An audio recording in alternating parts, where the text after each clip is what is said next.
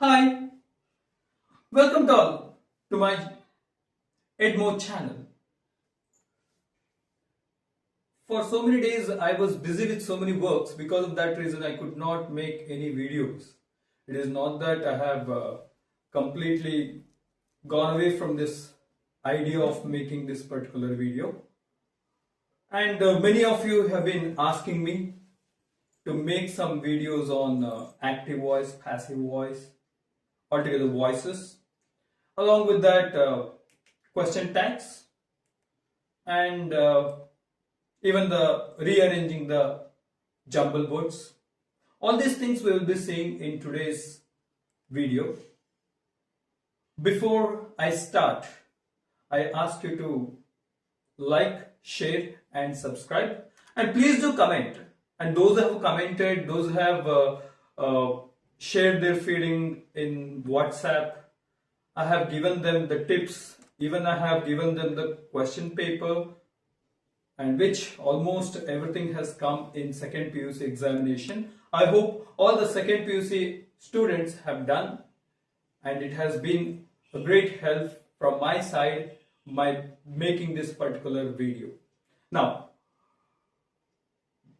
without wasting much time, let's get into the business.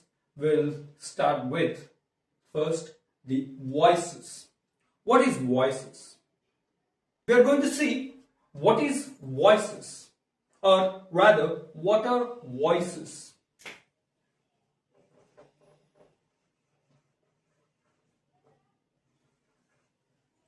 Voices ಅಂದ್ರೆ ಏನು? English ನಲ್ಲಿ ಎರಡು ರೀತಿಯ ವಾಯ್ಸಸ್ ಬರುತ್ತೆ. ಒಂದು ಆಕ್ಟಿವ್ ವಾಯ್ಸ್, ಇನ್ನೊಂದು ಬಂದ್ಬಿಟ್ಟು ಪ್ಯಾಸಿವ್ ವಾಯ್ಸ್. ಈ ಆಕ್ಟಿವ್ ವಾಯ್ಸ್ ಅಂದ್ರೆ ಏನು ಅಂದ್ರೆ, when the subject is active, when the subject is active, then we call it as active voice. Passive voice, on the other hand, when something is done,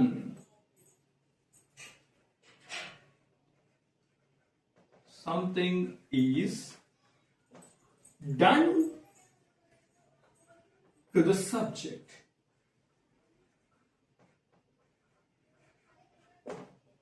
then we call it as passive voice. ಮೊದಲನೇದು active voice, ಎರಡನೇದು passive voice. Let's take Raju. Raju eats a mango. Eats a mango. Raju ಏನ್ ಮಾಡ್ತಾ ಇದ್ದಾನೆ? ಒಂದು ಮಾವಿನ ಹಣ್ಣನ್ನು ತಿಂತಾ ಇದ್ದಾನೆ. ಈಗ ಕನ್ನಡದಲ್ಲಿ ಇದನ್ನೇ ನಾವೇನಂತ ಕರಿತೀವಿ? ಕರ್ಮಣಿ ಕರ್ತರಿ ಪ್ರಯೋಗ ಅಂತ ಕರಿತೀವಿ. ಅದನ್ನೇ ನಾವು ಇಂಗ್ಲಿಷ್ ನಲ್ಲಿ ವಾಯ್ಸಸ್ ಅಂತ ಕರಿತೀವಿ. ಅರ್ಥ ಆಗ್ತದಲ್ವಾ? ಈಗ ಮೊದಲನೇದಾಗಿ ನಾನು ಏನಂತ ಹೇಳಿದೆ ಅಂದ್ರೆ, the subject becomes object, object becomes subject. ಈಗ ಸಬ್ಜೆಕ್ಟ್ ಏನು ಅಂತ ಕೇಳೋದು ಹೇಗೆ? ಯಾವ ರೀತಿ ಕಂಡುಹಿಡಿಯೋದು? ಮೊದಲು ಯಾವಾಗ್ಲೂ ಕೂಡ ಯಾವುದಕ್ಕೆ ವರ್ಬಿಗೆ ನಾವೇನ್ ಮಾಡಬೇಕು? ಕ್ವಶನ್ ನ ಕೇಳಬೇಕು. ಇಲ್ಲಿ ವರ್ಬ್ ಯಾವುದು? ಈಟ್ಸ್. ಅರ್ಥ ಆಗ್ತಿದಲ್ವಾ? ಕ್ರಿಯಾಪದ, ಕ್ರಿಯೆಯನ್ನು ಸೂಚಿಸುವ ಪದಕ್ಕೆ ಕ್ರಿಯಾಪದ ಅಂತ ಕರೀತಾರೆ. So the word which shows the action and state of being in a sentence is called as verb. So eats. Who eats? Raju eats. Raju ಅಂದ್ರೆ ಏನಾಯಿತು? Subject ಆಯಿತು. What is being eaten by Raju? A mango. Object.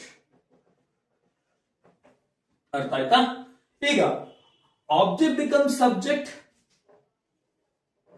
subject become object. ನೋಡೋಣ ಹೇಗೆ ಅಂತ. A mango by Raju. ಮೊದಲು ಇಷ್ಟನ್ನ ಬರ್ಕೊಳ್ಳಿ. ಅರ್ಥ ಆಯ್ತಾ? ಅದಾದ್ಮೇಲೆ ಈಗ ಈಟ್ಸ್ ಅಂದ್ರೆ ಯಾವ ಸೆಂಟೆನ್ಸ್, ಯಾವ ಟೆನ್ಸ್ ಅಲ್ಲಿದೆ, ಯಾವ ಕಾಲದಲ್ಲಿದೆ? ಈ ಒಂದು ವಾಕ್ಯ ಸಿಂಪಲ್ ಪ್ರೆಸೆಂಟ್ ಟೆನ್ಸ್ ಅಲ್ಲಿದೆ. ಈಟ್ಸ್ ಥರ್ಡ್ ಪರ್ಸನ್ ಸಿಂಗುಲರ್, ಅದಕ್ಕೋಸ್ಕರ ಈಟ್ಸ್ ಅಂತ ಹಾಕಿದೀವಿ. ಸೊ ಆ ಕಾರಣಕ್ಕೋಸ್ಕರ mango is eaten by Raju. ಒಂದನ್ನ ನೆನಪಲ್ಲಿ ಇಟ್ಕೊಳ್ಳಿ, ಯಾವುದೇ ಕಾರಣಕ್ಕೂ ಇಲ್ಲಿ ಯಾವುದನ್ನ ಬದಲಾಯಿಸೋ ಹಾಗಿಲ್ಲ, ಕಾಲವನ್ನ ಬದಲಾಯಿಸೋ ಹಾಗಿಲ್ಲ. ಕಾಲವನ್ನ ಹಾಗೆ ಇಡಬೇಕು. ರಿಪೋರ್ಟೆಡ್ ಸ್ಪೀಚ್ ಅಲ್ಲಿ ನಾವೇನ್ ಮಾಡ್ತೀವಿ, ಕಾಲವನ್ನ ಬದಲಾಯಿಸ್ತೀವಿ. If it is simple present tense we change it to simple past tense. ಆದ್ರೆ ಇಲ್ಲ, ಆ ರೀತಿ ಇಲ್ಲ. ನಾವು ಯಾವುದೇ ಕಾರಣಕ್ಕೂ ಕಾಲವನ್ನ ಬದಲಾಯಿಸೋದಿಲ್ಲ, ಹಾಗೆ ಅದನ್ನ ನಾವು ರಿಟೈನ್ ಮಾಡ್ತೀವಿ. A mango is eaten by Raju. ಅದನ್ನೇ ನಾನು Raju is eating a mango.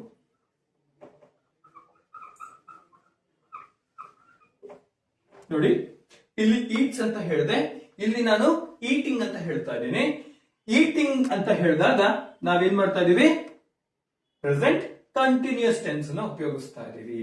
So ಹಾಗಿದ್ರೆ ಇದನ್ನ ಯಾವ ರೀತಿ ಸಾಲ್ವ್ ಮಾಡುವಂತದ್ದು? A mango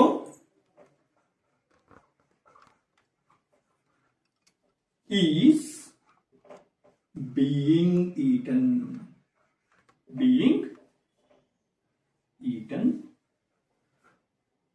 by Raju. ಇಲ್ಲಿ ನೀವು ಕೇಳಬಹುದು ಬೀಯಿಂಗ್ ಯಾಕೆ ಬರುತ್ತೆ ಅಂದ್ರೆ, ಇಲ್ಲಿ ING ಫಾರ್ಮ್ ಇದೆ, ಅದರ ಒಂದು ಕಂಟಿನ್ಯೂಷನ್ ಇಲ್ಲಿ ಬರುತ್ತೆ. ಅರ್ಥ ಆಗ್ತಿದಲ್ವಾ?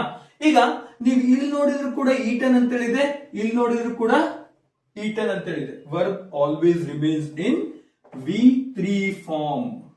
V3 ಫಾರ್ಮ್ ಅಂದ್ರೆ ಏನು? Past participle form of the verb ಅಂತ ಕರಿತೀವಿ. ಸೊ ಹಾಗಾಗಿ ಇದು ಅಲ್ಲೇ ಉಳ್ಕೊಳ್ಳುತ್ತೆ. ಈಗ ರಾಜು ಹ್ಯಾಸ್ ಈಟನ್, ಮೂರನೇದು ಬರ್ಕೊಳ್ಳೋಣ. Raju has eaten a mango.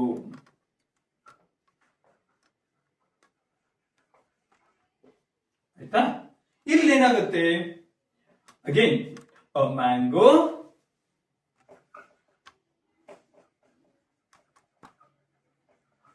has been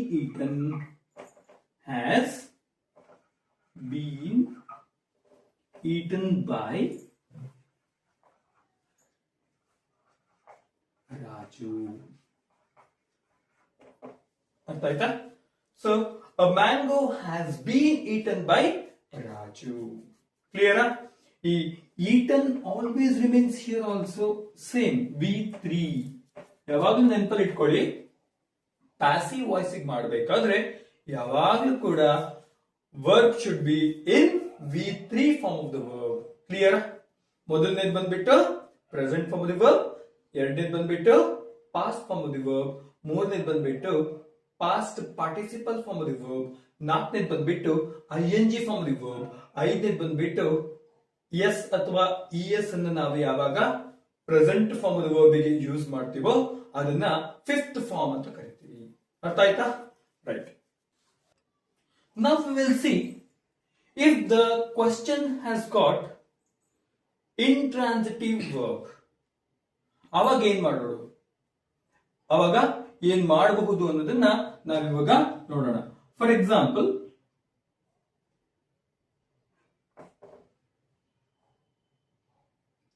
Suresh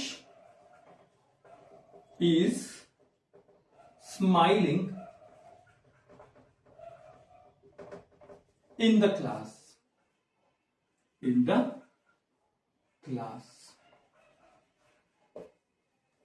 Suresh is smiling in the class.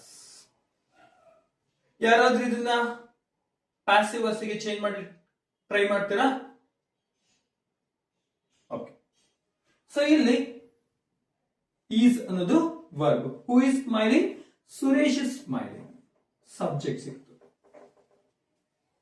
Right? ಆದ್ರೆ ಇಲ್ಲಿ ಗಮನಿಸಬೇಕಾಗಿದ್ದೇನು? ಆಬ್ಜೆಕ್ಟ್ ಇಲ್ಲ. Very good. So there is no object in this particular sentence. So object ಇಲ್ದರೆ ಇದ್ದಾಗ ನಾವು ಯಾವುದೇ ಕಾರಣಕ್ಕೆ ಏನ್ ಮಾಡ್ಲಿಕ್ಕೆ ಸಾಧ್ಯ ಇಲ್ಲ, ಬದಲಾಯಿಸಕ್ಕೆ ಸಾಧ್ಯ ಇಲ್ಲ. ನೆನಪಲ್ಲಿ ಇಟ್ಕೊಳ್ಳಿ ಯಾವಾಗ್ಲೂ ಕೂಡ, if the sentence does not has got the object it cannot be change into passive voice. ಯಾಕೆ ಅಂದ್ರೆ ಮೊದಲನೆಯ ಒಂದು ಷರತ್ತು ನಮ್ಮಲ್ಲಿ ಏನು ಅಂದ್ರೆ, ಮೊದಲನೇದಾಗಿ ನಾವು ಹೇಳಿದ್ದೇನು, the subject becomes object, object becomes subject. ಇಲ್ಲಿ ಆಬ್ಜೆಕ್ಟ್ ಇಲ್ಲ ಅಂದ್ಮೇಲೆ ಅಲ್ಲಿ ಸಬ್ಜೆಕ್ಟ್ ಬರ್ಲಿಕ್ಕೆ ಸಾಧ್ಯ ಇಲ್ಲ. ಅರ್ಥ ಆಯ್ತಾ? ಇದು ಎಕ್ಸೆಪ್ಷನ್. ನೆಕ್ಸ್ಟ್, ಒಂದು ವೇಳೆ ನಿಮಗೆ ಇಂಪರೇಟಿವ್ ಸೆಂಟೆನ್ಸ್ ಕೊಟ್ಟಿದ್ರು, ಫಾರ್ ಎಕ್ಸಾಂಪಲ್ ಕಮಾಂಡ್ ಕೊಟ್ಟಿದ್ರು, put on the light, put on the light ಅಥವಾ turn on the light ಅಂತ ಕೊಟ್ಟಿರ್ತಾರೆ. ಇದನ್ನ ಯಾವ ರೀತಿ ಮಾಡೋದು? let the light be turned on ಅಥವಾ put on. turned on ಅಂತ ಕೂಡ ಹೇಳ್ಬೋದು. ಯಾವಾಗ ಇಲ್ಲಿ turn on the light ಅಂತ ಕೊಟ್ರೆ, let the light be turned on. ಅರ್ಥ ಆಯ್ತಾ? ಅಂದ್ರೆ ಇಲ್ಲಿ put on the light ಅಂತ ಹೇಳಿದಾಗ ಯಾರೋ ಒಬ್ರು ಹೇಳ್ತಾ ಇದ್ದಾರೆ, ಹೌದಾ? ಸೊ ಆ ಕಾರಣಕ್ಕೋಸ್ಕರ ಇಲ್ಲಿ the object is hidden. ಅರ್ಥ ಆಗ್ತಿದಲ್ವಾ? let the light, put on the light ಅಂತ ಹೇಳಿದಾಗ put ಅನ್ನೋದು ಏನ್ ಬರುತ್ತೆ, ವರ್ಬ್ ಬರುತ್ತೆ. ಆನ್ ದ ಲೈಟ್ ಅನ್ನೋದು ಬಂದ್ಬಿಟ್ಟು ಆಬ್ಜೆಕ್ಟ್ ಬರುತ್ತೆ. Let the light B turned on. ಯಾರಾದ್ರೂ ಒಬ್ರು ಏನ್ ಮಾಡ್ಬೇಕು, ಬೆಳಕನ್ನ ಹೊತ್ತಿಸ್ಬೇಕು ಅಥವಾ ಲೈಟ್ ಅನ್ನ ಆನ್ ಮಾಡಬೇಕು. ಅಲ್ಲಿ ಆಬ್ಜೆಕ್ಟ್ ಏನಾಗಿದೆ, hidden. The object is hidden. So because of that reason you have to write let the light be turn on. ಅರ್ಥ ಆಯ್ತಾ? ಅರ್ಥ ಆಯ್ತಾ ಇಲ್ಲ? ರೈಟ್. ಸೊ ಇವಾಗ ನಿಮಗೆ ಯಾವುದೇ ಒಂದು ಸೆಂಟೆನ್ಸ್ ಕೊಟ್ಟರು ಕೂಡ ಅದನ್ನ ಪ್ಯಾಸಿವ್ ವಾಯ್ಸ್ ಗೆ ಯಾವ ರೀತಿ ಚೇಂಜ್ ಮಾಡೋದು ಅನ್ನೋದನ್ನ ನೀವೆಲ್ಲರೂ ಕೂಡ ಕಲಿತ್ರಿ. ಅರ್ಥ ಆಗ್ತಿದಲ್ವಾ? Okay. Many of bin asking me where I work. I work in Brahmi academy in Davanagere and my number is 9482423385. ತುಂಬಾ ಜನ ಏನ್ ಮಾಡಿದ್ದೀರಾ ಅಂದ್ರೆ ನನಗೆ ಮೆಸೇಜ್ ಗಳನ್ನ ಮಾಡಿದ್ದೀರಾ, ನಿಮ್ಮ ಡೌಟ್ ಗಳನ್ನ ಕೇಳಿದ್ದೀರಾ. ನಾನು ಕೂಡ ಆದಷ್ಟು ಪರಿಹಾರ ಮಾಡಿದ್ದೀನಿ ಅಂತ ಅನ್ಕೊಂಡಿದ್ದೀನಿ. ಇನ್ನು ನಿಮಗೆ ಡೌಟ್ ಇದ್ದಲ್ಲಿ ನೀವು ಡೈರೆಕ್ಟ್ ಆಗಿ ಯೂಟ್ಯೂಬ್ ನಲ್ಲಿ ಕಮೆಂಟ್ ಗಳನ್ನ ಹಾಕ್ಬೋದು. ಇಲ್ಲ ಅಂದ್ರೆ ನನ್ನ ಒಂದು ಪರ್ಸನಲ್ ನಂಬರ್ ಏನಿದೆ, ಈಗ ನಾನು ಕೊಟ್ಟಂತಹ ನಂಬರ್, ಅದಕ್ಕೆ ವಾಟ್ಸ್ಆಪ್ ಕೂಡ ಮಾಡಿ ನಿಮ್ಮ ಸಂದೇಹಗಳನ್ನ ನಿವಾರಿಸ್ಕೋಬಹುದು.